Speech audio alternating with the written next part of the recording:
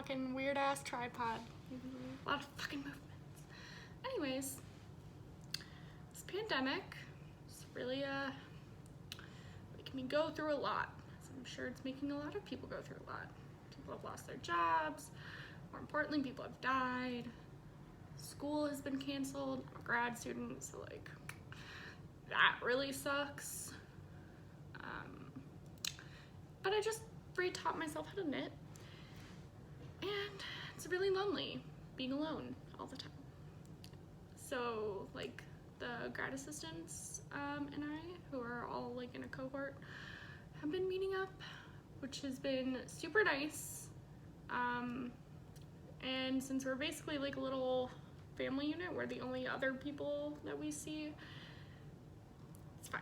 We tell ourselves that it's fine, because you know what? Sometimes during a pandemic, that's all you can do is just say that it's fine. And eventually it will be fine.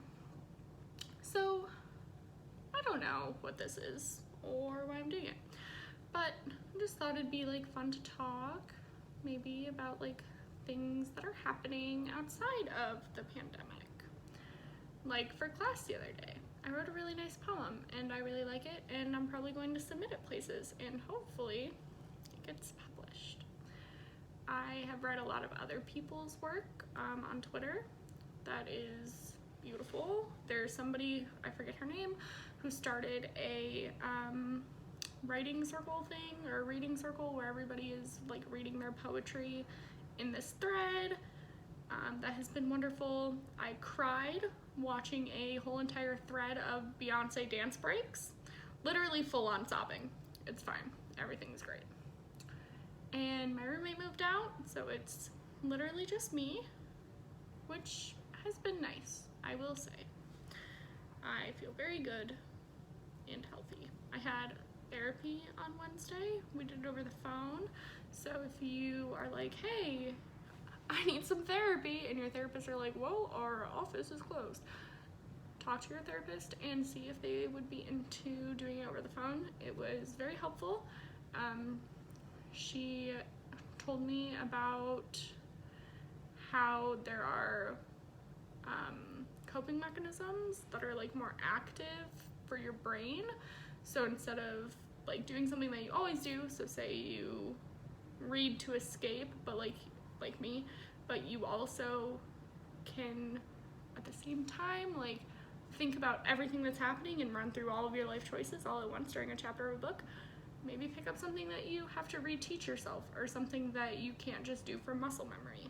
So she likes to crochet, so she does not do it for this kind of therapy, because she can just do it automatically because she's been doing it for so long.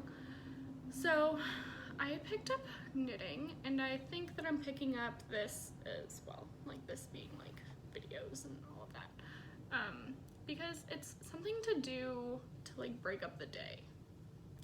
And it's really hard, especially now.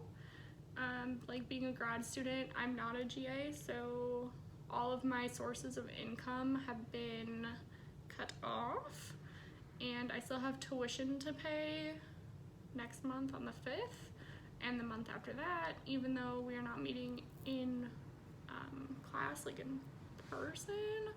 So it's been really difficult to deal with, trying to navigate like unemployment, since technically you can't get unemployment if you're not actually fired or laid off, and I have not been fired or laid off of either of my two jobs.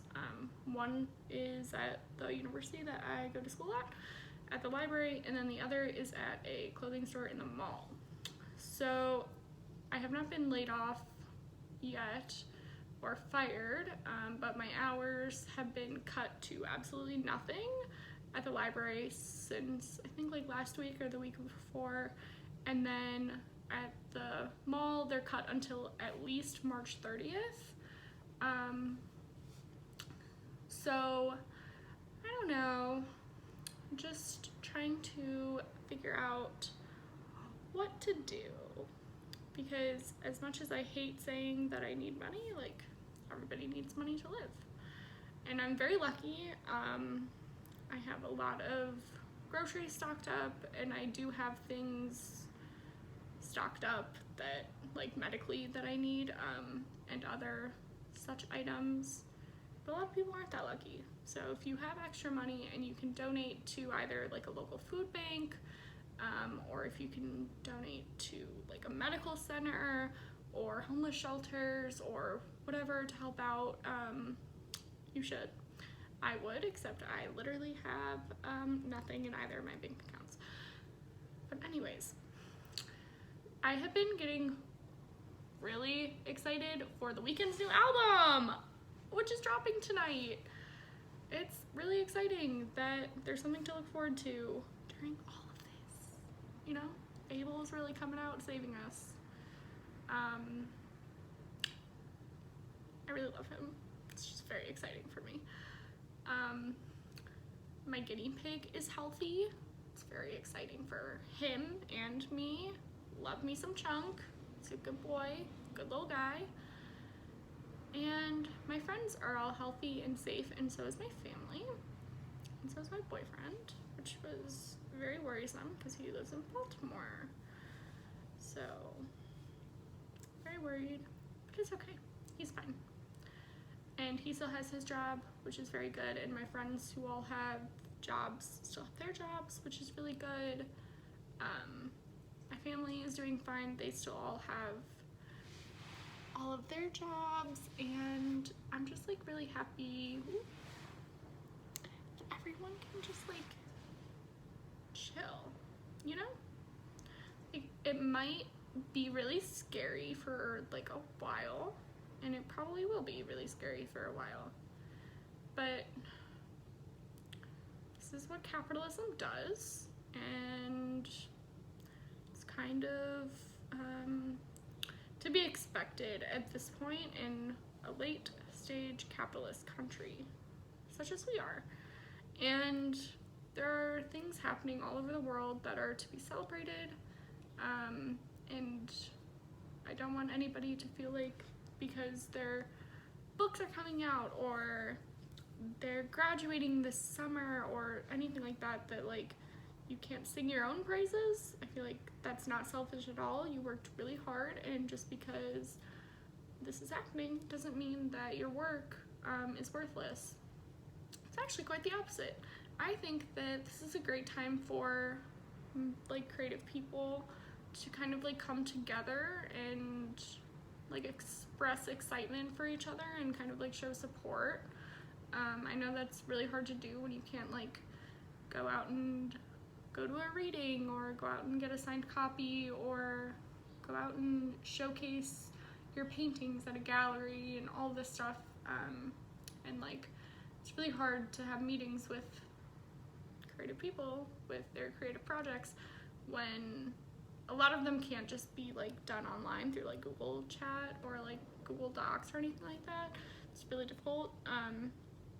But I suggest maybe having like a writing circle with your friends through like Google Docs or something.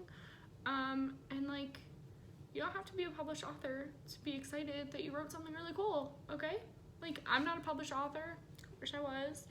If anybody wants to publish me, please hit me up. I've tried.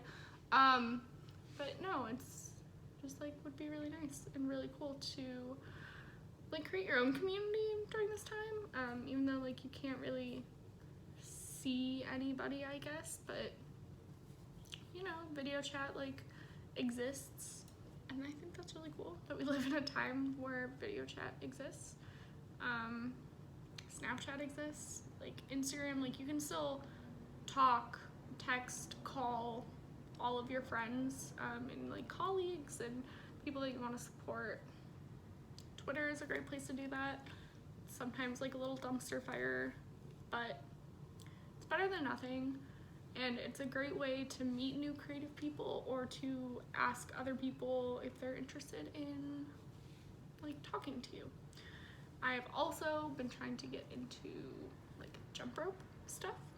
I don't know, it sounded really fun because you can just like put on some music and jump with the jump rope. I don't know, I know nothing about jump rope. That's what I do. So that's been really, I mean, not fun, but it's something to do. I have also consumed so much Bon Appetit. So much Bon Appetit. And I love them, and I'm very glad that we still get to love the content that we love.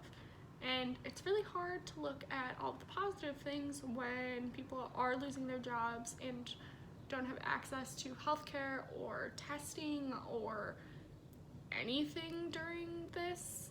It's crazy.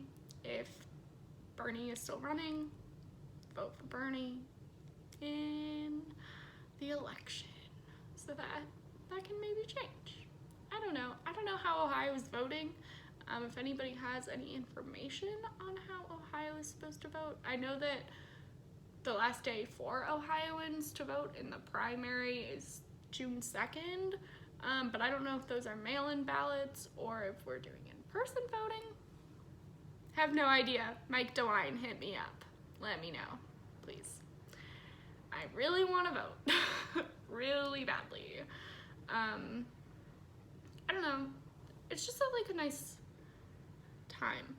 I think that as Americans, especially, we're expected to just be on all the time, and we're expected to either from our families or from our friends or from ourselves to be social and to be at things 24/7, and that you feel your life isn't really valid if you're not making a ton of money or if you're not getting a ton of likes on Instagram. And as dumb as it sounds, sometimes that's how life feels. And I also think that this is a nice time to reevaluate what it means to take time for yourself. Actually, it doesn't just have to be a weekend. You can just social distance for however long you want, whether or not there's a pandemic. And that has made me feel really good. I always feel like I have to say yes to everything, and that if I don't say yes, then I'll lose my friends or my family won't want to hang out with me, or that I am not good enough for anything. And I feel like that's wrong. It's definitely wrong. It's been really nice to just be by myself. I get very easily overwhelmed by schoolwork and having 2 jobs and being expected to be a person all the time. And obviously, I can't go to school if I don't have money, so I need a job. And I don't have support if I don't make the effort with my friends and family, which I love and respect and also understand. But at the same time, taking serious time for yourself is nice and good, and it makes you feel like you're doing something nice for yourself, which you are. So kudos to you. You're doing something nice for yourself. And it gives you time to also do nice things for others that if you were working and going 1,000,000 miles per second, you wouldn't be able to do. I don't know, get a pen pal. You can, there are websites where you can go send letters to people in prison. You can foster an animal. You can adopt an animal. You can make donations. You can also just brush up on a skill that you want to reteach yourself. And all of that will just make you a better person. And isn't that what liberal arts education is about? Making yourself a more well-rounded world citizen. And I think that's a lesson that we can all learn, is that it doesn't just happen in bubble, especially with COVID. It's a very physical representation of our actions have effects on others. And it's not anybody else's responsibility to fix it, except for governments who knew about it long before this. And I am glad to say that a lot of people are working really hard. Shout out to literally everybody working right now. Crazy, beyond, just literally crazy. You need to be celebrated. And I think that this should really like radicalize people. I think that it should really be a time to think about what you want from a government, what you want from people who are in charge, because this has shown that a lot of our systems are failing or were designed to work this way in the first place. And a lot of people are not privileged enough to work from home. They're not privileged enough to be in school and defer loans, and they're not privileged enough to have health care or health insurance or anything really, and that's really sad. And I think that I've always thought that should really change, and I think now is a pivotal time where we can make that change happen from within our own homes. And that being said, I feel like I should stop talking about politics because I will get very sad.